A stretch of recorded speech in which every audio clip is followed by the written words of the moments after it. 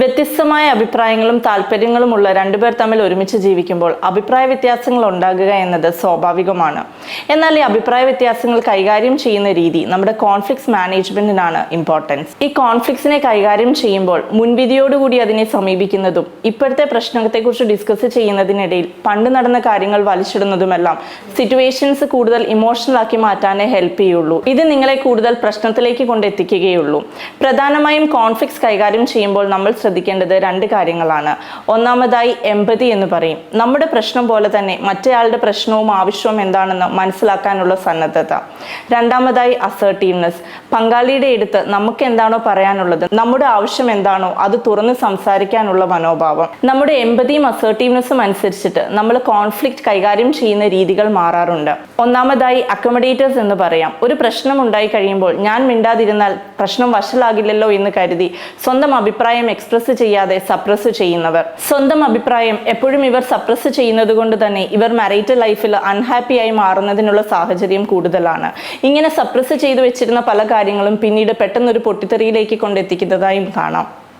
രണ്ടാമതായി ഡോമിനേറ്റേഴ്സ് എന്ന് പറയും. ഇവർ പലപ്പോഴും പങ്കാളിയുടെ താല്പര്യമോ ആഗ്രഹങ്ങളോ എന്താണെന്ന് മനസ്സിലാക്കാതെ സ്വന്തം അഭിപ്രായങ്ങളും താല്പര്യങ്ങളും പങ്കാളിയിലേക്ക് അടിച്ചേൽപ്പിക്കുന്നവർ.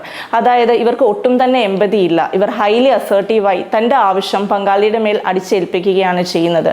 ഇത്തരത്തിലുള്ള ആളുകളുടെ കൂടെ ജീവിക്കുന്നവർ ഒരുപാട് സഫർ ചെയ്യുന്നതായി കാണാം. മൂന്നാമതായി അവോയ്ഡേഴ്സ്. എന്ത് പ്രശ്നമുണ്ടായാലും ഇതൊക്കെയാണോ ഒരു പ്രശ്നം, ഇതിനിപ്പോൾ ഇവിടെ എന്താ ഇത്ര പെരുത്തത് സംഭവിച്ചത് എന്ന മട്ടിൽ തൻ്റെ അഭിപ്രായമോ പങ്കാളിയുടെ ആവശ്യമോ ഒന്നും തിരിച്ചറിയാതെ ഒന്നും മിണ്ടാതെ നടന്നു പോകുന്നവർ. നാലാമതായി കൊളാബറേറ്റേഴ്സ്. ഇവർക്കൊരു പ്രശ്നം ഉണ്ടായി കഴിയുമ്പോൾ പരസ്പരം സഹകരിച്ചുകൊണ്ട് ഒരു സൊല്യൂഷനിലേക്ക് പലപ്പോഴും എത്താൻ സാധിക്കും. അതായത് ഒന്നിൽ നിൽക്കുന്ന ആള് 5ലേക്കും 10ൽ നിൽക്കുന്ന ആളും 5ലേക്ക് എത്തുമ്പോൾ രണ്ടുപേർക്കും സാറ്റിസ്ഫൈഡ് ആയിട്ടുള്ള ഒരു സൊല്യൂഷൻ കണ്ടുപിടിക്കുവാൻ ഇവർക്ക് സാധിക്കും. ഈ 4 രീതികളിൽ എപ്പോഴും മികച്ചത് കൊളാബറേഷൻ തന്നെയാണ്. എന്നിരുന്നാലും എപ്പോഴും നമുക്ക് കൊളാബറേറ്റേഴ്സായി മാറാൻ സാധിക്കണമെന്നില്ല. പക്ഷെ ശ്രദ്ധിക്കേണ്ട ഒരു കാര്യമുണ്ട്.